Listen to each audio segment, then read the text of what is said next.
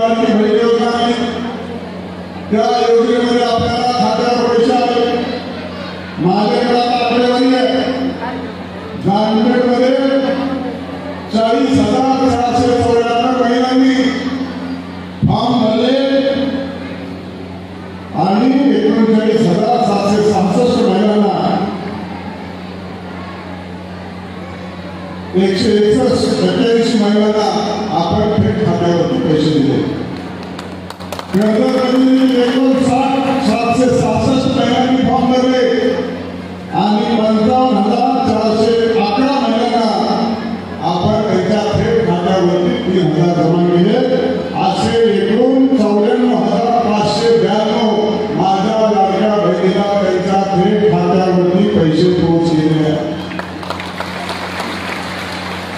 थोडाफार राहिले. आज 30 तारीख आहे, उद्या 31 आहे. उद्यापर्यंत फॉर्म भरायची वेळ आहे. सगळ्यांना देणार आणि त्या जामखेड समितीचा अध्यक्ष हे माझं कर्तव्य मुख्यमंत्र्यांनी महाराष्ट्र सरकारने हे वाटायला तुमच्याकडे पोहोचायचं.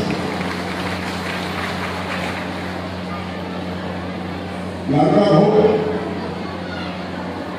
तुम्ही माझ्या लाडक्या बहिणी, मी तुमचा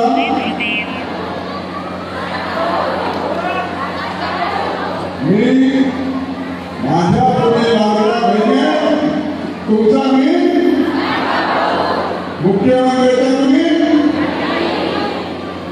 महायुती सरकारचा मी, बरोबर ना? लाडक्या बहिणीला थेट पहिल्यांदा या राज्य सरकारने तुमच्यापर्यंत योजना पुरवण्याचं काम केलं.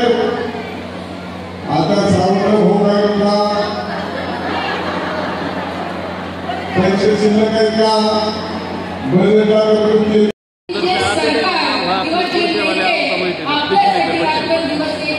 आपणही त्यांच्या मागे सक्षमपणे उभं राहण्याची गरज आहे.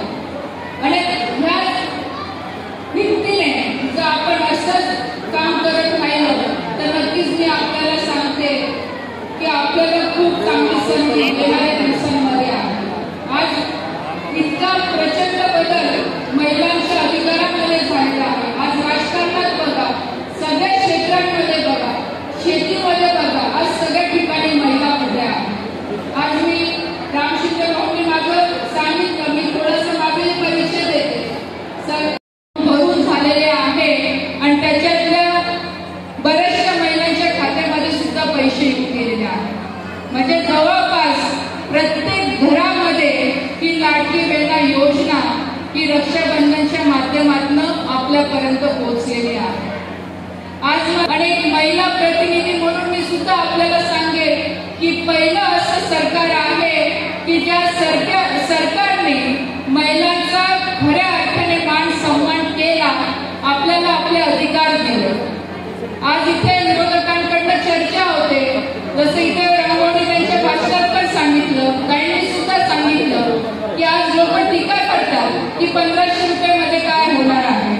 पण आपले इथले आमदार जेव्हा इथे लाडकी बहीण योजना सुरू झाली, जाहीर झाली, सगळ्यात आधी बॅनर त्यांनीच लावले. एका बाजूला तुम्ही बॅनर लावतात, लाडकी बहीण योजनेचा लाभ घ्या म्हणतात आणि दुसरीकडे तुम्ही कोर्टात जातात, दुसरीकडे तुम्ही महिलांवर टीका करतात, सरकारवर टीका करतात की 1,500 रुपयाने काय होणार. 1,500 रुपयाने आपण असं म्हणत नाही की आमचं काही खूप काही भलं होऊन जाणार आहे. पण निदान आज सरकारने आपल्याला कुठे ना कुठे स्वतःवर विश्वास ठेवून सक्षम करण्यासाठी एक पाऊल आपल्यासाठी सुद्धा पुढे केलेलं आहे. आपल्याला सगळ्यांना माहीत असेल की 2014च्या आधीची परिस्थिती तुम्ही सगळ्या महिला भगिनी बघा. इथे मी आपल्याला एक प्रश्न विचारेन की महिला बचत गटामध्ये किती महिला इथे सहभागी आहेत? महिला बचत गटाच्या महिला किती इथे?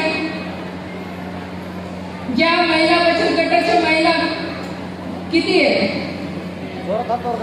सगळे सदस्य असतील ना तुम्ही बचत गटामध्ये? आज आपण बघा की बचत गटाच्या माध्यमातून जवळपास आपल्या मतदारसंघामध्ये सुद्धा मी म्हणते कारण सुखी आहे, त्यांच्या पाठीशी आहे आणि त्यांचं रक्षण करण्यासाठी मी सक्षम आहे. खरं तर महाराष्ट्राच्या लेकींना, महाराष्ट्राच्या माता भगिनींना कायमच या महाराष्ट्र